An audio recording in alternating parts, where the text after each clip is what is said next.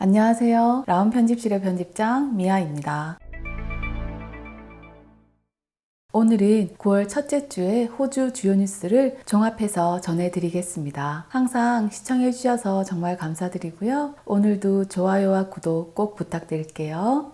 이번 주 토요일에 멜버른과 시드니에서 대규모 락다운 반대 시위가 벌어졌습니다. 이로 인해 멜번에선 총 17명이 체포되고 160명에게 규제 위반 벌금 통지가 발행되었으며 시드니에선 14명이 체포되고 81명이 벌금 통지를 받게 되었는데요. 안티 락다운 시위를 중지하고 집회에 제발 나가지 말라는 주정부의 경고는 결국 소가 닭 보듯 무시당한 셈입니다. 멜번 전쟁관 입구에 모인 멜번의 시위대들은 지금 정부가 우리에게 무슨 짓을 하고 있는 것인지 말해주는 것이라며 봉쇄를 끝내고 고통을 끝내라고 외쳤습니다. 그리고 시위에 참여한 많은 사람들은 팬데믹은 존재하지 않고 그것은 정부의 변명일 뿐이며 정부가 행하고 있는 모든 억압은 부당하기 때문에 자유를 원한다고 주장하고 있는데요. 그들은 온라인에서 암호화된 메시지 앱으로 수천 명이 넘는 회원을 계속해서 모으고 있습니다. 하지만 시위 밖의 사람들은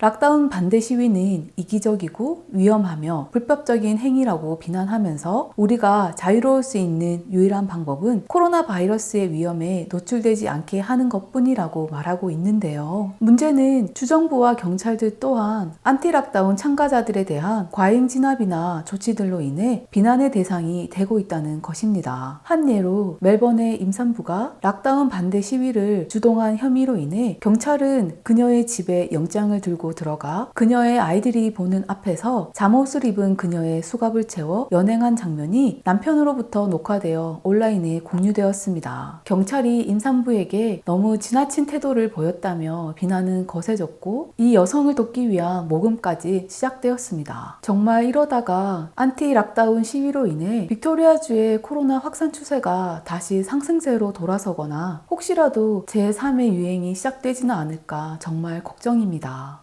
빅토리아주는 오늘 63명의 신규 확진자가 보고되면서 지난 7월 2일 이후에 가장 낮은 수치를 기록했는데요. 계속해서 하락세를 보이곤 있지만 여전히 드라마틱한 변화는 없습니다. 다음 주 일요일이면 드디어 멜번의 락다운 4단계 첫 6주가 끝이 나는데요. 오늘 오후 12시에 빅토리아주의 앞으로 계획에 대한 로드맵 발표가 있었습니다. 주요 키포인트는 락다운 4단계가 원래 중단 예정이었던 9월 13일 이후에 추가로 2주간 연장되어 9월 28일까지 연장된다는 것과 앞으로 4단계에 걸쳐 조금씩 규제가 완화된다는 것입니다. 그 내용의 첫 단계는 9월 14일부터 적용되는데 운동과 야외 활동은 1시간에서 2시간으로 늘어나고 야간 통행 금지는 밤 8시가 아니라 9시부터 시작됩니다. 그리고 혼자 지내는 사람은 지정된 한 명의 방문자가 허용되고요. 아이들을 위한 놀이터는 다시 개방되고 한 가정에 2사람이 야외 활동을 함께 할 수 있습니다. 두 번째 단계는 연장된 2주가 끝난 9월 28일 이후에 시행되는데 하루 평균 확진자가 30명에서 50명 사이일 때를 전제하고 있습니다. 두 가구가 야외에서 5명까지 만남이 가능하고요. 학교는 텀 4부터 정상 운영됩니다. 차일드 케어도 더 이상 퍼밋 없이 자녀를 보낼 수 있고요. 야외 수영장이나 야외 훈련도 트레이너와 2명이 함께 가능합니다. 세 번째 단계는 10월 26일부터 시행될 예정이지만 하루 확진자 발생이 5건 미만으로 2주간 유지되었을 때를 전제하고 있습니다. 드디어 야간 통행 금지가 없어지고요. 외출엔 아무런 제약이 없고 야외에서 10명까지 만남이 가능합니다. 그리고 집에는 5명까지 방문이 가능하고요. 일부 리테일샵과 미용실이 다시 영업이 시작됩니다. 단 식당과 카페는 야외 테이블 위주의 영업만 가능합니다. 네 번째 단계는 11월 23일부터 실행될 예정이고 확진 케이스 0명을 14일 동안 유지해야만 실제로 시행이 가능합니다. 야외에선 50명까지, 집안에선 20명까지 모일 수 있고요. 모든 리테일샵이 다시 운영되고 부동산도 영업이 가능하고요. 요식업은 20명까지 손님이 허용됩니다. 오늘은 로드맵 단계에 대한 주요 포인트만 발표되었고 앞으로 단계적으로 실행될 때 보다 구체적인 내용이 추가될 것으로 예상되는데요. 앤드류스 총리는 자신 또한 올해 크리스마스를 최대한 정상적으로 보내고 싶다며 오늘 발표된 로드맵을 잘 따라주는 것만이 최선의 방법이라고 강조했습니다.